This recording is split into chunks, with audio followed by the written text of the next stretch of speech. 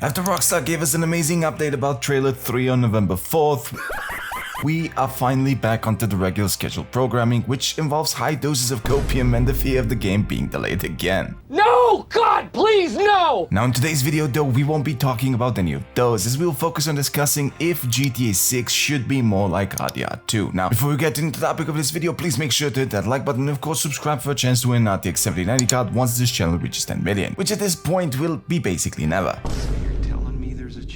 Without further ado, let's get straight into the video, shall we? Yeah. One of the biggest questions surrounding GTA 6 is how big will the actual map be, and after carefully analyzing the community mapping project from top to bottom, I can safely say that we are not ready for the massive size of this thing. And you know what else is mapped? Now yes, we have gone over the community mapping project countless times on this channel alone, so I will not be covering the same stuff here, as I will wait for a future update to give us a bit more detail. Now, recently, Rick posted a third iteration of his map, which is a lot more focused on Vice City and its surrounding area. And the main reason why I want to talk about this map in particular is the sheer size of this thing. Stop it. We know that Vice City is speculated to be 2 times bigger than Los Santos from GTA 5, and looking at Vice City in Rick's map, we can see that this time around Rockstar seems to have focused more on packing things tightly with even more detail than ever before. And before I forget, here's a quick shout out to Rick, who has done an absolutely fantastic job on this project. If you're watching this, you and the rest of the mapping community are absolute goats. That's why he's the GOAT! Now, the main reason I'm focusing on this particular map is to see how big Vice City alone will be in comparison to the RDR2 map, and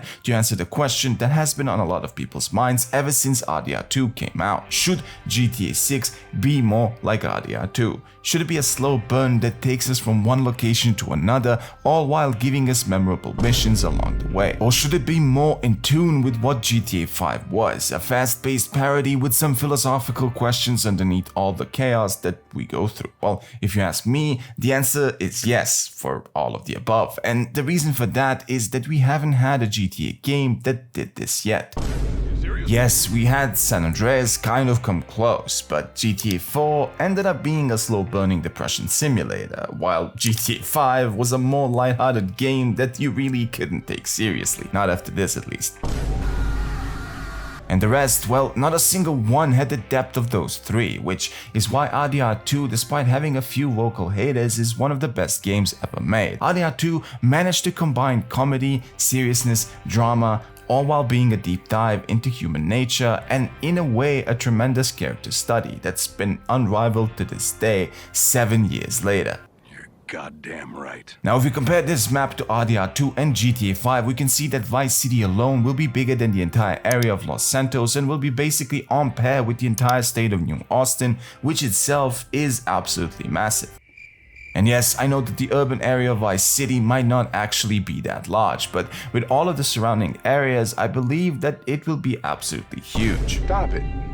Get some help. Now, with the map speculated to be 2 times bigger than the GTA 5 map, we can safely assume that we are looking at around 150 square kilometers for GTA 6, and that is without accounting for any additional islands or landmass that Rockstar might be hiding from us. So why am I covering all of this? What does this have to do with the topic of the video? How does this tie into the question of should GTA 6 be more like RDR2? Well, the answer is pretty simple. If GTA 6 wants to be more like RDR2 with a slow burner of a story, the map size will play a key role in giving us that feeling of progress that RDR2 did.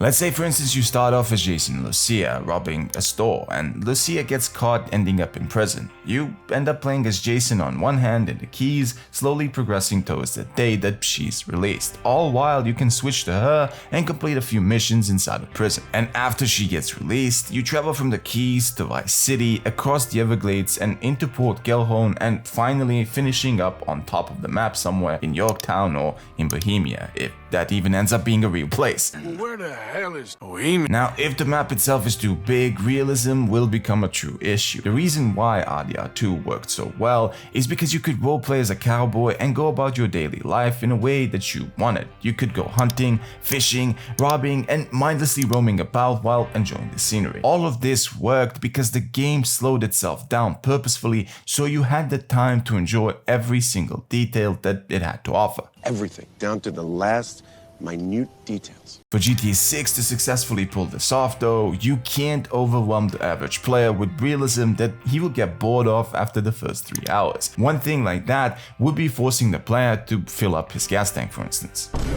Yes, that would serve as a way to immerse the player, especially as there's a high demand for games that give you this kind of survival aspect, hence why RDR2 is as popular as it is. But for a GTA game, this kind of a thing would be nothing short of annoying. And look, I'm actually all for it. I would love to have this particular option, especially if the gas would not impact the gameplay that much, instead providing a more interesting approach where you might steal a car that's almost empty and it stops in the middle of nowhere while you're being chased by the cops, for instance. Hell, I would actually be extremely interested in something like that if it didn't force you to fill up your tank every 10 minutes. Now, considering the size of the map, everyone will want the driving to feel good and maybe even be a mix of GTA 4 and GTA 5, plus have car deformation that leans more towards realism. But in my personal opinion, I would actually love them to try and improve upon the driving so it doesn't feel like either one of those two. RDR2 itself really didn't have driving, so we can't compare the physics in that aspect, but what we can do is talk about how GTA 6 can take RDR2's slower approach and learn from it in terms of the traversal speed itself. As much as I love RDR2, I don't want GTA 6 to restrict us in terms of walking speed or driving speed. What I do want is for a fan chasing to walk slower and maybe run out of stamina a lot faster, all while the cars remain impactful and have a true sense of velocity. I want the cars to feel fun and match the map in a way so that it doesn't make the journey from one end to the other boring. And again, this boils down to the density of the map itself and how Rockstar ends up filling it. And judging by everything we saw in the mapping project, we can safely say that we will have an extremely fun time driving in this game, as every single corner of the map seems to be absolutely packed. That's what she said.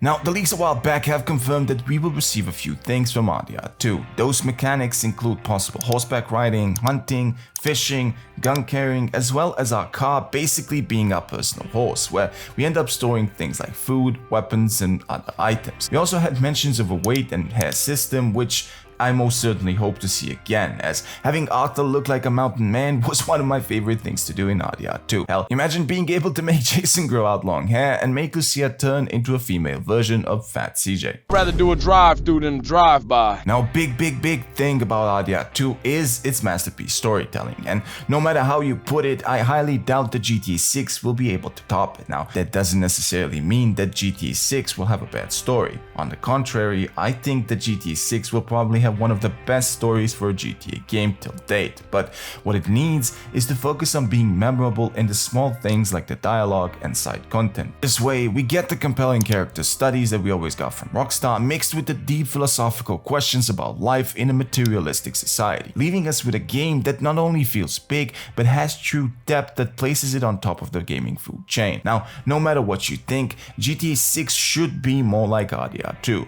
But it really also shouldn't try too hard. As long as it improves on the aspects that people hated in 4, 5 and RDR2, GTA 6 will most likely end up being the most beloved entry in the entire series. Well, I most definitely know that Lucia's jiggle physics alone will make it the most beloved entry for at least 70% of the player base. Anyways, what do you guys think? Should GTA 6 be more like RDR2? Will it improve upon it, or will we end up being disappointed once this game comes out and it's nothing like we imagined? Let me know your thoughts in the comments below. Thank you for taking time to watch this video, and a big thank you to all the 1,660 people that ended up subscribing. You folks are the best. A big thank you also goes out to our first and returning member of this channel, Victor Vallejo. Thank you for all of your support. Now, if you guys haven't already, please make sure to hit that like button and of course subscribe for a chance to win an RTX 7090 card once this channel reaches 10 million. Stay silly, keep edging, and I'll see you all in the next one. Peace.